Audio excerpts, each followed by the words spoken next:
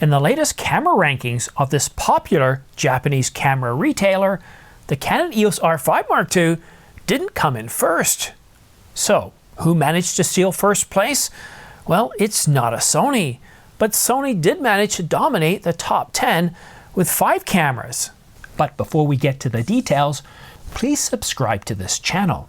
It doesn't cost you anything, helps this channel grow, and keeps you up to date on the latest camera coverage. We like to cover Yodobashi Camera's top 10 because, well, unlike any other retailer in North America, Europe, Asia, Antarctica, it's the only one to report weekly camera sales. Due to the hoopla over the Canon EOS R5 Mark II and the Canon EOS R1, for much of 2024, we haven't done a good job of covering all the camera sales, what's actually shipped and in what quantities and who's reigning champion. Well, speaking of the Canon EOS R5 Mark II, despite all the demand for this camera, the interest in it, the firmware updates, and all the talk, it didn't manage to push enough units to land the #1 spot at Yodobashi. But it did manage to come in second place. That's right, in the #2 spot. We'll cover off the #1 spot later on in this video. So who managed to come in the #3 spot? Well, it is a Sony. Released on July the 10th, the Sony vlogging camera, the ZV-E10 Mark II, is the first Sony camera to show up in the top 10. In 4th place, we have the Sony A7C body alone, and in 5th place, we have the Sony A7C kit. I know it's a little bit frustrating. Really, it's only one camera, but the way Yodobashi reports their numbers, it's based on SKU. So the SKU for the body alone and the kit, they're 2 different SKUs. So in my view, personally, there's only 4 Sony cameras in the top 10, and it's actually the top 9. But in 6th place, we have another Canon camera, the second one in the top 10. The Canon EOS R50 shows up in 6th place in kit form. I've always liked this camera. The capabilities of the R5 Mark II, from stills to video, well, there's an awful lot to like. The only problem that I have with the R50, and it's not technical, it's just a little bit too small in my hands. If you've ever actually checked out this camera, you probably know what I'm talking about. It's really tiny. The first time I saw it, I thought, well, it's a replica, but it's not. It's just, if you've got big hands, it's probably not the camera for you. But in terms of capabilities, video and stills, computational type photo capabilities, as well as 6K oversample 4K, I think it's a really solid camera for under $1,000, for under $500 sometimes. But now it's time to turn our attention to Sony. Can you guess which camera shows up in 7th place? It's one of Sony's top-selling cameras, especially at Yodobashi, where for the longest time it would be in 1st place. Maybe that's another reason why I stopped reporting the top 10, because it just got a little bit boring after a while. Have you guessed which camera it is?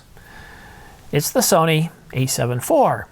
Now the Sony a7 V is one of those cameras, thanks to Andrea Pizzini at Sony Alpha Rumors and the YouTube channel by the same name, that's telling us we could expect a refresh of that camera in the a7 V in Q1 of 2025. And our next camera could also receive a refresh in Q1 of 2025 as well, and it's not the a7S III, but its cousin, the FX3. Basically the identical capabilities as the a7S III, slightly thicker, kind of like this guy here, and of course having support for that XLR handle at about $300 more. I'm really unsure if Sony's going to give us the a7 IV as well as the FX3 Mark II. If this was Canon, I'd say no, definitely not. The a7S III would be done and we're going to see an FX3 Mark II.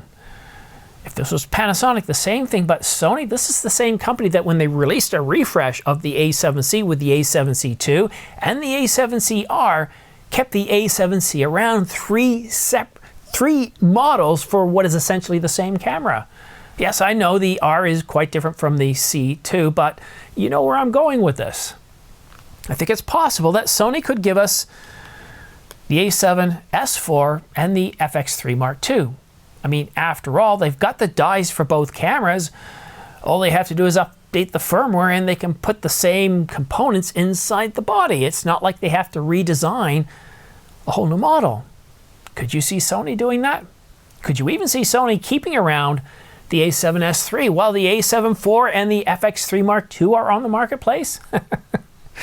I never know with Sony. They've got so many SKUs, they've got so many camera models that if anybody, it's certainly Sony that could do that. I mean, Sony literally has a camera for everybody. All right, now let's turn our attention to 9th place. And in 9th place, we have our third and final Canon in the Yodobashi Top 10. And that's the Canon EOS R10 with the RFS 18 to 150 millimeter kit, released alongside the Canon R7 back in the summer of 2022. And in 10th place, we have the only Fuji of the bunch, the XT50 with the XC15 to 45 millimeter. But I know what you're thinking. Which camera comes in first place? It's a long day. It's been a long day, guys, and my apologies. So, going back to first place, I've already told you it's not a Sony. Is it a Panasonic? No. Could it be a Nikon? The Nikon Z6 Mark III? No, it isn't. It's not a Nikon. Excuse me a minute here. Believe it or not, it's a Canon. Now, it's not the R5 in a different kit form. It's not the R5 Mark II in a different kit form. It's actually the R6, the R6 Mark II.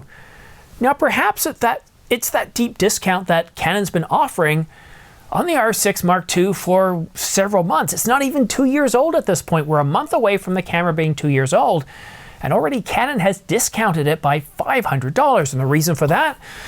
Well, a refresh is imminent. That's right, after less than 2 years, Canon had planned to refresh the R6 Mark II by now. I know, it's nowhere, right? Well, according to Canon rumors, it's been delayed until Q1 of 2025. Are you beginning to see a bit of a theme here? Q1 of 2025. I remember 2024, we had all the same rumors leading up to it, and the first half of 2024 was supposed to be huge. And we did get some big cameras, but the R5 Mark II and the R1, that came in the third quarter, not the first half. Various reasons could account for this, but all the companies cite supply shortages of various components or materials.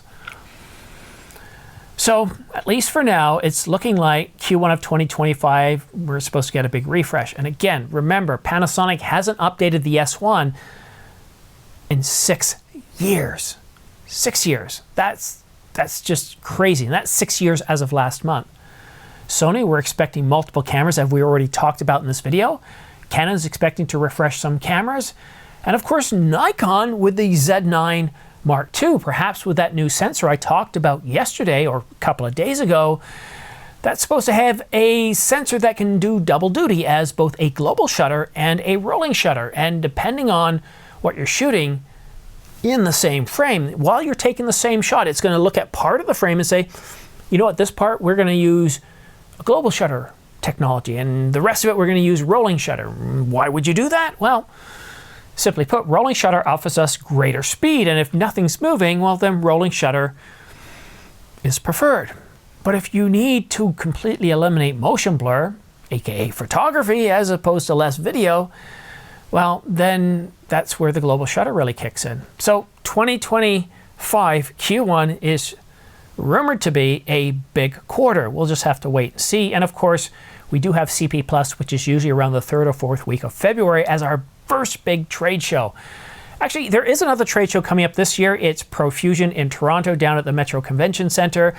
But as far as the world goes in terms of camera news, it could be held on Baffin Island before anybody knows. Nobody really knows about it. We've never had any major camera announcements at this show, so we probably are waiting for 2025. However, all the cameras that I've talked about in this video are on sale. I've got most of them, I think some 20 to 30 cameras in the description down below. Even the Sony a7 IV is $200 off. Sony doesn't have their cameras on sale very often. The R5, $28.99. The Nikon Z8 is back to $500 off. I'm not going to list them all off. There's just so many on sale. But if you are interested in purchasing these from Amazon, B&H, or Adorama, then please consider using my affiliate links down below. These guys right here, because this is what keeps this channel on the air. It's what supports it. Viewer funded from people like you. Thank you. It's very much appreciated. And if you do use my affiliate links, it doesn't cost you anything. You don't have to put in any codes, fill out any forms. It takes you directly to the retailer that you click on, and you don't pay anything extra. You get a great deal on a camera, and I get a small commission or fee back, which helps support this channel. I mean, the best of both worlds, right? On that note, a very special thanks to all of you that have used my affiliate links and for participating in this channel through liking, commenting, reaching out to me on social media. This channel started on October the 27th, 2019. That's 5 years, guys. I'm now on my 6th year for something that I was hoping to replace the Canon R7.